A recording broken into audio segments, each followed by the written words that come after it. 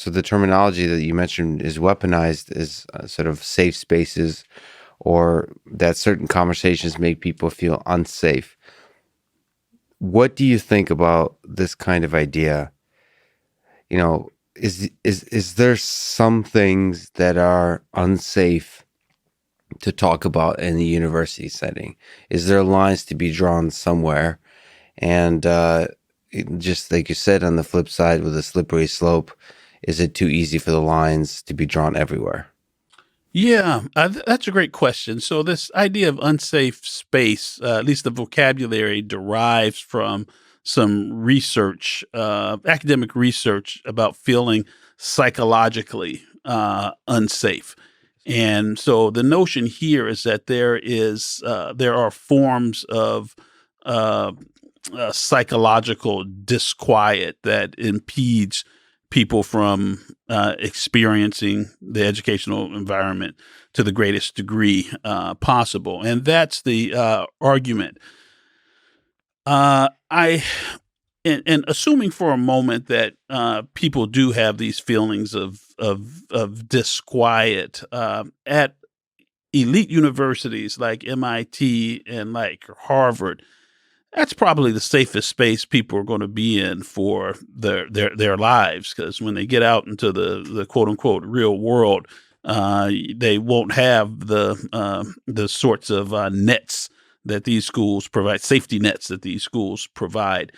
So, to the extent that research is descriptive of a psychological feeling, I think that the duty of the universities are to challenge people. It seems to me that it's a shame to go to a place like Harvard or a place like MIT, Yale, any of these great institutions, and come out the same person that you were when you went in. That seems to be a horrible waste of 4 years and money and resources. Rather, we ought to challenge students that they grow, challenge some of their most deeply held assumptions. They may continue to hold them, but the point of an education is to rigorously interrogate these fundamental assumptions that have guided you thus far, and to do it fairly and civilly. So, to the extent that there are lines that should be drawn, there's a long tradition in the university of civil discourse. So, you should draw a line somewhere between civil discourse and uncivil discourse. The purpose of a university is to talk difficult conversations, tough issues, talk directly and frankly, but do it civilly. And, so to, yell and cuss at somebody and that sort of thing, well, do that on your own space, but observe the norms of civil discourse at the university. So look, I think that the presumption ought to be that the most difficult topics are appropriate to talk about at Yeah. a university. That ought to be the presumption. Now, should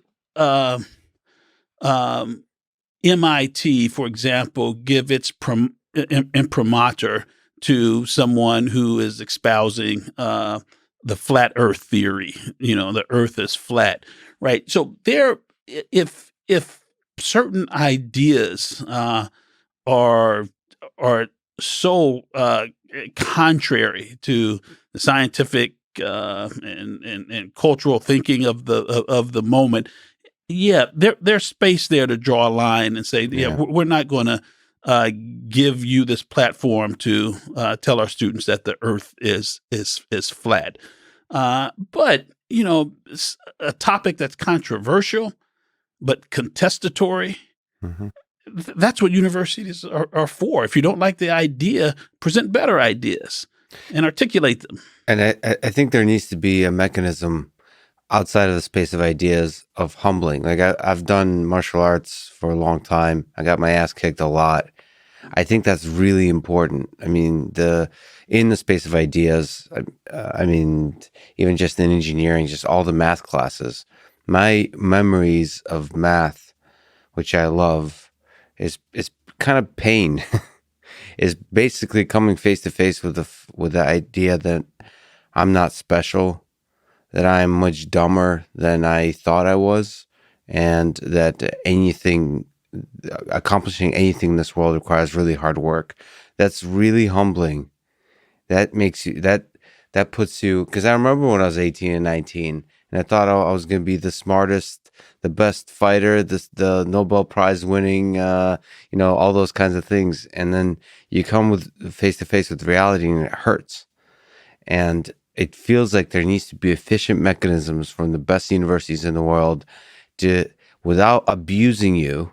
It's a very difficult line to walk, without like mentally or physically abusing you, be able to humble you. And that's what I felt was missing in these very difficult, very important conversations, is the 19-year-olds, when they spoke up, the mechanism for humbling them with ideas was missing. It gotten broken down because, as you say, there does, like, I sensed fear. Everything was permeated with fear, and fear is paralyzing, and fear is destructive, especially in a place that's supposed to be all about freedom of ideas.